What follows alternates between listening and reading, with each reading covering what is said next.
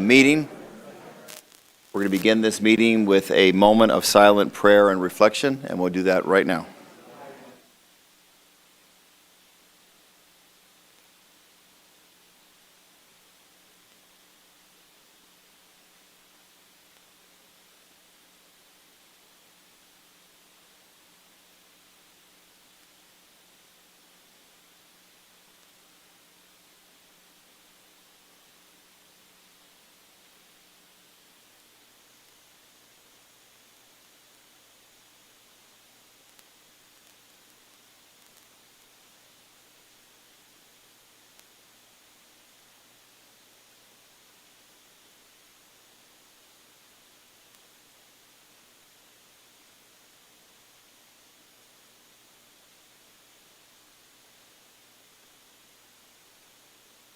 All right, thank you very much. Next, we're going to ask Councilman Gates is not here yet.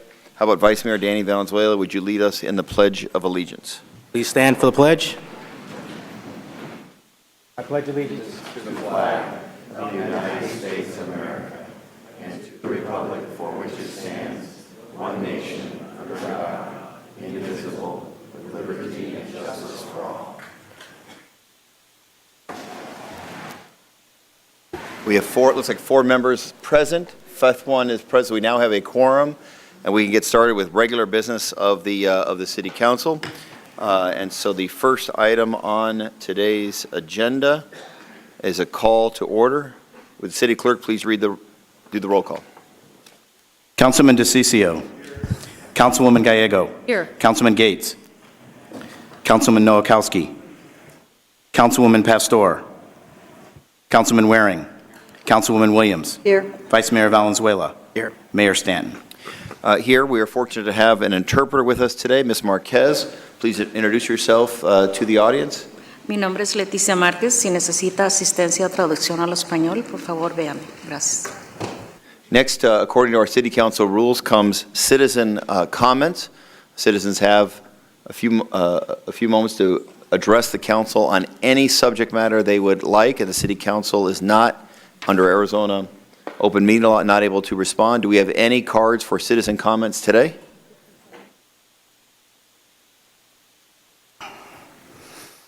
Daniel Hartzell, did you provide comment before the City Council? Thank you for coming down again. Good to see you. Followed by Thomas Basile, followed by Brent Kleinman. We're ready for you. Yeah, I was saying who's going to follow your comments. Please, go ahead. Oh, just a mic on, please. Hello? There you go. Okay.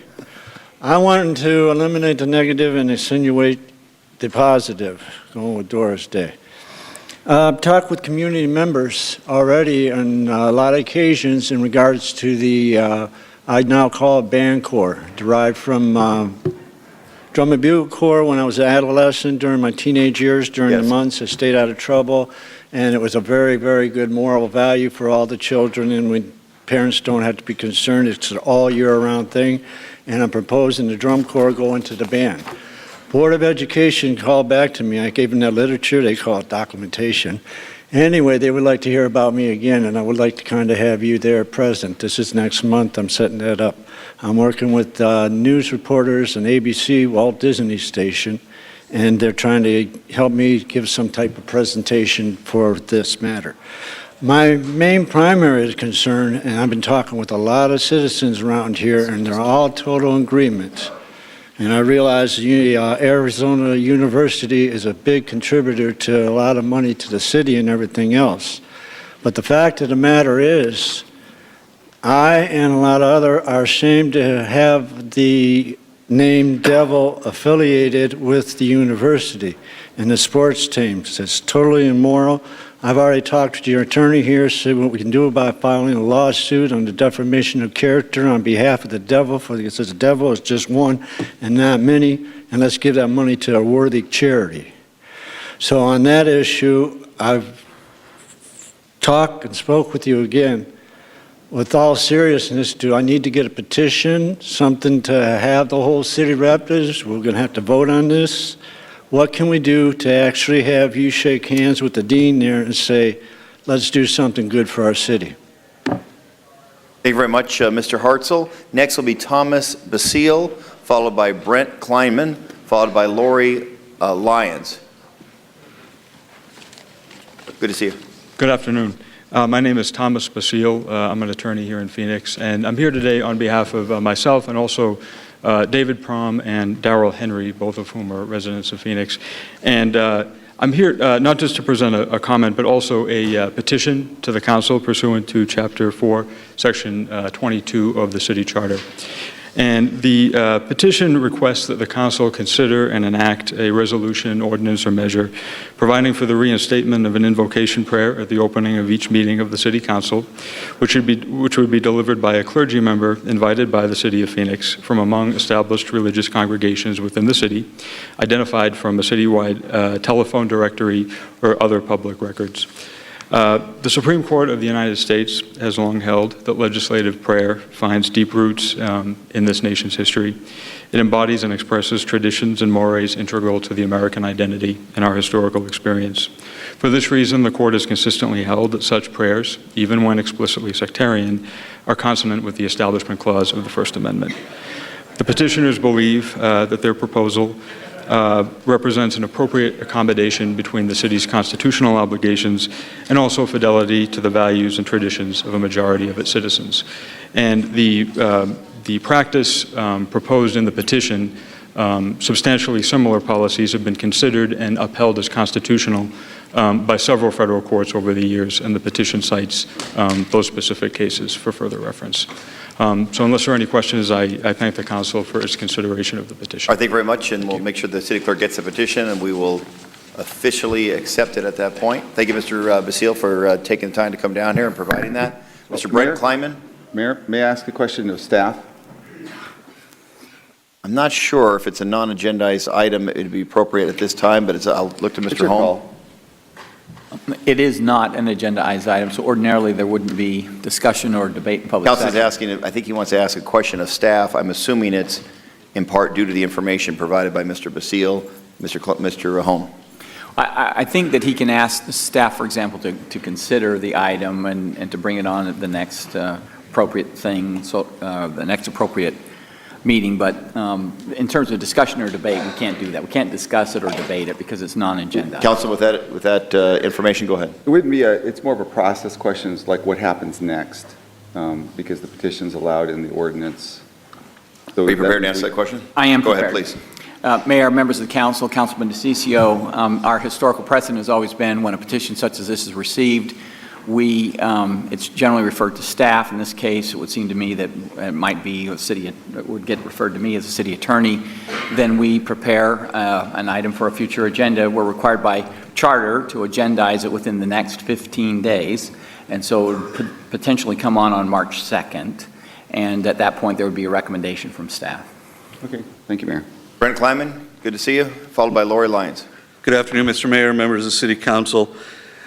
I came here today not sure what to expect as far as an audience, a crowd after the last City Council meeting, and I thought it was important after speaking at the last meeting to come down and just, again, I know it was a little awkward with the moment of silence, reflection, or prayer, whatever it's deemed to be called moving forward, but I get concerned with some of these proposals that may be coming forward to change the city charter.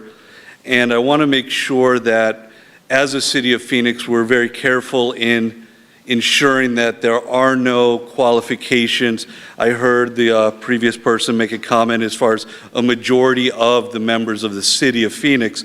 There are many religions in Phoenix that are a very small minority. They are valid religions. They are religions that need to be recognized and religions that need to be invited to speak and give the invocation if we do that. So I beg you, City Council members, Mr. Mayor, if you move forward with these proposals on the charter to change it, ensure that you are as inclusive as humanly possible in this description, because you do not want to come back to this again with another fight because we made this too restrictive. And you want to make sure that if we are going to allow prayer in the city council meetings prior to the start of them, that we are setting us up, or the city up for success and not future debate. And it's not something that we want to go through this process again. So I ask you all to just be very careful in where you go with this and make sure if we bring prayer back, we do it properly and not too narrow-minded where we end up here again today. Thank you very much. All right, thank you very much, Mr. Kleiman. I appreciate those comments. Ms. Lori Lyons.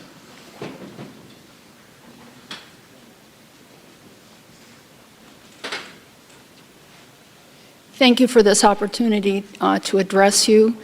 And I want to thank you for the wisdom you showed in the decision that you made in having a moment of silence. God can speak to us in that moment of silence.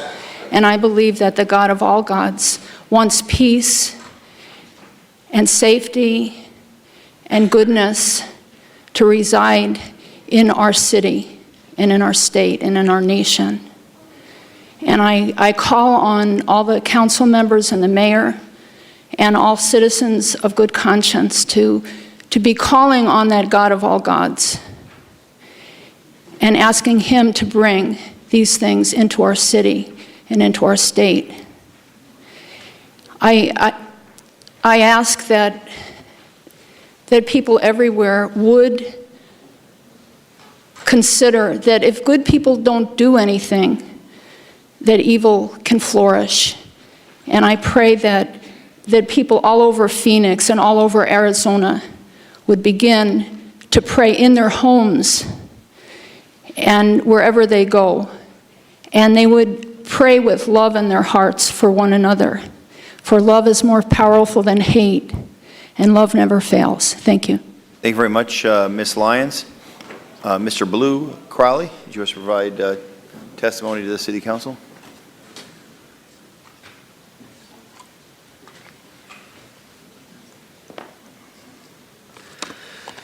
I would have brought a plaque up here with me, but I left it in the car. But Bill, you did see it when we were crossing the street, which was for triple jack drilling. These are the other trophies I came back with. So when y'all are explaining to me how you're between a rock and a hard place, I've been there, done that, and I got the trophy. And next year, if any of you aren't doing anything about St. Valentine's Day, make it out Wickenburg Way, and we'll play. And you can actually see me do manual labor for 5 minutes at a time. I had been told I was going to get a letter, and it was handed to me because they said they didn't have my address. It's interesting how MAG and RPTA and the rest of the institutions and my post office being a part of this whole equation, that somehow you don't have my post office box.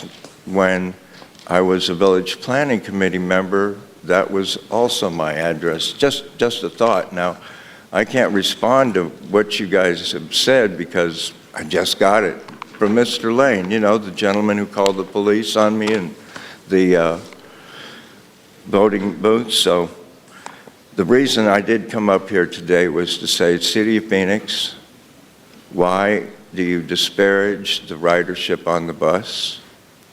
The $2 that you charge people extra to pay for their ticket on the bus, saying this is an attempt to discourage you from getting it there. Why is that? If I go to the rail, you have a machine there that doesn't charge me the same. When you're at RPTA board tomorrow, one of the people will be there going, we want to make sure the rail gets all of its money and nobody's riding for free. Well, how many people ride the bus for free since you can't get on without a ticket? So I also was not allowed to speak on the budget thing, and I've discussed with former Attorney General Jack Lasota about if it's an action item under the federal statutes, I'm supposed to be able to deal with it. But if you'll recall, the item I wasn't allowed to speak on was your midterm budget. I was the one that wrote the Prop 400 bus part. It says the bus gets 60%, rail 40% of the monies. Now, in that $250 million budget that you guys okayed, you had 61 million for the rail, and another 63 million. Thank you very much, Mr. Crowley. You have 3 minutes to speak, and your time is up. I'll cut right to the quick. Got to finish That up. it was almost 200 million for bonds and interest, and bonds and interest are what for the bus? Zero. Thank you very much. So when you're spending 3/4 of the money on the rail Thank you, and not Mr. the Crowley. bus, how are you doing All right, your now, job? City Clerk, would you please read the 24-hour paragraph? Blue, Moment. your hat. All right, City Clerk, would you read the 24-hour paragraph, please? The titles of the following ordinance and resolution numbers on the agenda were available to the public at least 24 hours prior to this council meeting and therefore may be read by title or agenda item only. Ordinances number G 6115, 6128, and 6131 through 6136, S 42300 through 42338, and resolutions number 21408 and 21409. All right, thank you very much. Do we have a motion on mayor's, boards, and commission nominations as corrected? Motion to approve mayor's, boards, and commission's nominations as corrected. Second. We have a motion and a second. All in favor, say aye. Aye. Any opposed? That passes unanimously. How about city council member, boards, and commission nominations? Motion to approve city council, boards, and commission's nominations. Second. We have a motion, we have a second. All in favor, say aye. Aye. Any opposed? Passes unanimously. It appears we have a couple of citizen leaders who are here to be sworn in for official duty. I'll come down to my right, your left, and swear in our outstanding citizen. Then, if you would, come back behind the dais so the council members can say thank you in advance for your service to the citizens of Phoenix.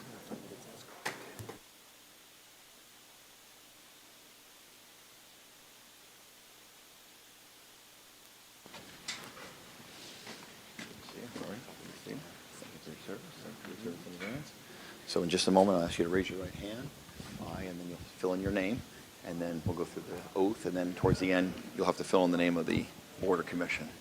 You're all very smart people. You'll get it. All right. To our citizen leaders, please raise your right hand. I do solemnly swear that I will support the Constitution of the United States and the Constitution and laws of the state of Arizona, and that I will bear true faith and allegiance to the same and defend them against all enemies, foreign and domestic, and that I will faithfully and impartially discharge the duties of the office of, according to the best of my ability. So help me God. You're official. Thank you for your service. That's great. Appreciate it very much. Just kind of walk behind there. Good to see you.